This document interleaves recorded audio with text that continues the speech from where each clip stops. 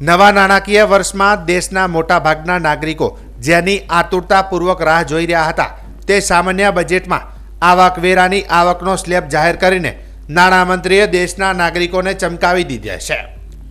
આ બજેટમાં 12 લાખની વાર્ષિક આવક સુધી કોઈ કર નહીંની જાહેરાતથી દેશની લગભગ 80% ઉપરાંતની જનતાને કરમાં રાહત મળી હોય તેવું જણાય છે। મધ્યમ વર્ગ અને નોકરિયાત વર્ગ આ સ્લેબની અંદર આવે છે।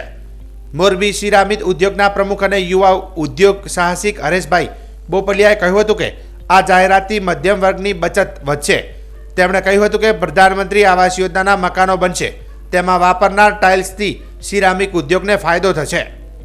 વધુમાં તેઓએ કહ્યું હતું કે નાણામંત્રીની આવકવેરા સ્લેબની જાહેરાતથી લોકો પોતાના ગમતા ક્ષેત્રમાં રોકાણ કરશે, જેથી જે તે ઉદ્યોગને આડકતરો ફાયદો થશે।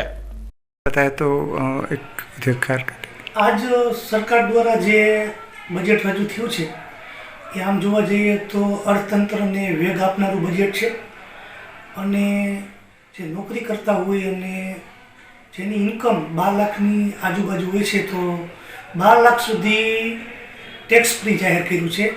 एटले के जेनी आवक 12 लाख छे तेमने वार्षिक 80,000 रुपयानो માં ફાયદો મળે છે, બચત થાય છે।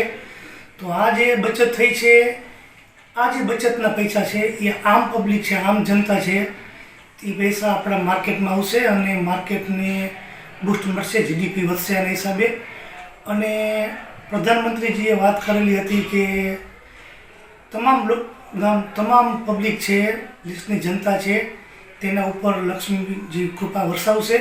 તો આમ જોવા જઈએ તો આ જ બજેટથી તમામ લોકોને ફાયદો પહોંચાડનારું બજેટ છે અને ફૂલ ગુલાબી કહી શકાય તે પ્રકારનું બજેટ છે અને આ બજેટને અમે સૌ આવકારીએ છીએ। સિરામિક ઉદ્યોગની વાત કરીએ તો ડાયરેક્ટ સિરામિક ઉદ્યોગને બજેટમાં ફાયદો દેખાતો એવું લાગતું નથી, પરંતુ પ્રધાનમંત્રી આવાસ યોજનામાં 2 કરોડથી વધુ મકાન બનવાના છે। તો આવાસ યોજનાની અંદર સિરામિકની ટાઇલ્સ થતી હોય છે, તો મોરબી સિરામિકમાંથી ટાઇલ્સ સપ્લાય થતી હોય છે। તો આમ જોઈએ તો ડાયરેક્ટ ફાયદો નથી, પણ ઇનડાયરેક્ટ અમને બેનિફિટ મળશે અને મોરબી ઉદ્યોગનું હબ ગણાય। તો એમએસએમઈના મોરબીમાં ટોટલ 3000ની આસપાસ ઉદ્યોગો આવેલા છે। તો એમએસએમઈ માટે ઘણી બધી સ્કીમ બજેટમાં રજૂ થઈ છે। તો આમ જોવા જઈએ તો નાના ઉદ્યોગકારોને પણ આ બજેટ ફાયદો પહોંચાડનારું છે। એકંદરે જોવા જઈએ તો આ બજેટ છે તેને ફૂલ ગુલાબી કહી શકાય।